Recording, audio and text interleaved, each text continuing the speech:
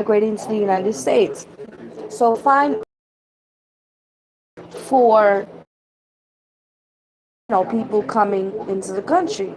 And he's like, yeah, we're ready. We got Homeland Security on it. We're working with DHS. We're working on this and we're working on that. My recommendation would be that, and I know President surges, and I was pleased that in this year's budget there's $1 billion to try to address this. We began this in the Obama administration, and we need to keep at it through successive administrations. Right, and that's a long-term solution. So, I mean, when it comes to how the Biden administration planned for this pandemic era restriction, Title 42, May 23rd. It coincides with the peak migration season. Why wasn't there any coordination within the administration to maybe, I don't know, push it a few months? Well, Margaret, I'm no longer at the table. Well, my question is this. As we face the nation on this fucking party side, about an added influx of migrants of 18,000 people a day coming, to the borders to cross. Now, mind you, disclaimer, I don't give a fuck where you come from. If you're seeking refuge and all that, and things are going fucked up in your life, in your country and all that, by all means, you know what I'm saying? Because I get it. You know what I'm saying? Everybody trying to migrate. And if it just so happens that you're not in the U.S. and you go to another country, then, to seek refuge, then fine. That's your thing. Do that. But my question is this.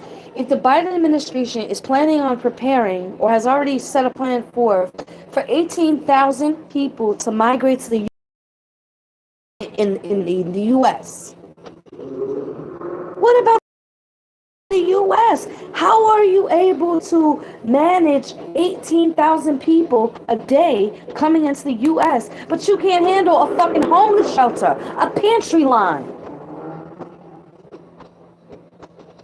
You got hundreds of thousands of people that are in this country today as we speak that are homeless.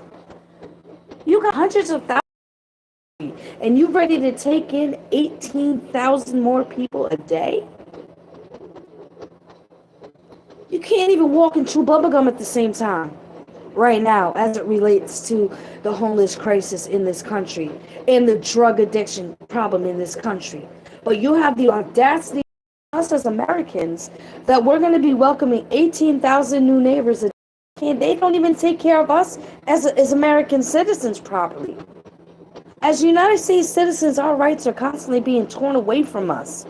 But yet we're inviting 18,000 more people a day when they can't even handle the crises that are going on today in America? Are you kidding me? I can hold on one borough when it comes to all the weapons that are getting inside of New York. That they're saying, they're going to all these boroughs and shooting people and causing mere to be conspiracy.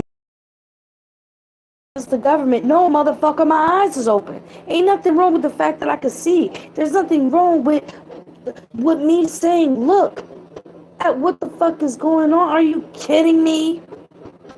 Are you kidding me, bro? And it's not about anti this, anti that. I'm keeping it real, bro.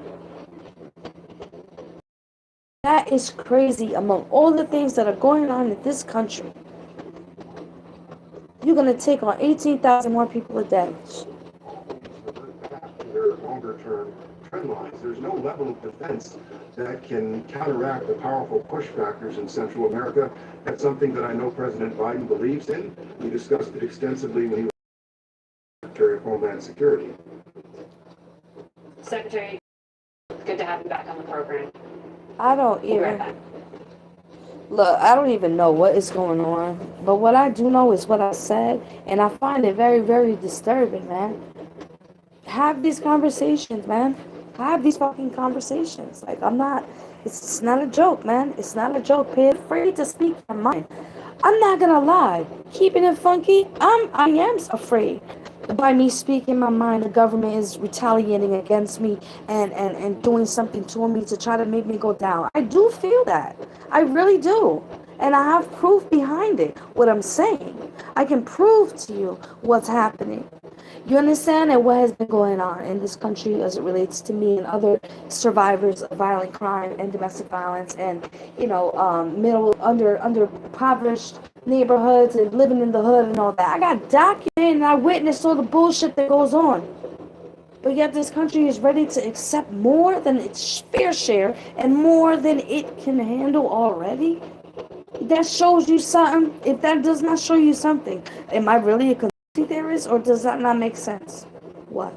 Let's argue. Like, stay here and tell me that, bro. That's like me having fucking 70 kids and can't take care of near one of them, and I'm gonna have a 71st child. Like, you know what I'm saying? Like, you gotta take care of what you need. Can add responsibility to your plate. If you can't do something and things in your life is twisted, what the fuck, period. Why the fuck are you going to take on more responsibilities than what you can handle, period, in any situation? Why are you going to fill a glass more than it could take water? You feel me? Why are you gonna put orange juice in a cup that is overflowing on the top? Why are you doing that? That's more than you can handle. That's more than you can handle.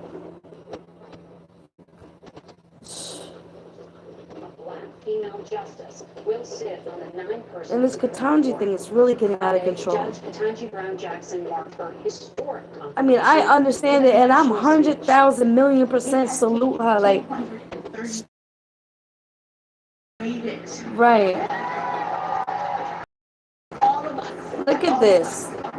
This is history right here, man. Just one generation to go from segregation to the Supreme Court of the United States. Following the announcement of the vote Thursday, there was a stunning response on the Senate floor that reflects just how partisan it's gotten. Democrats cheered as the Republican side of the chamber emptied out. Mitt Romney was one of only 3 Republicans to support Judge Jackson's nomination. Do you see this shit? They mad. And that is it for today. Thank you all for watching. Well, until next week. For Face the Nation, I'm Margaret Brennan. Right. Face the nation, man. Wake up.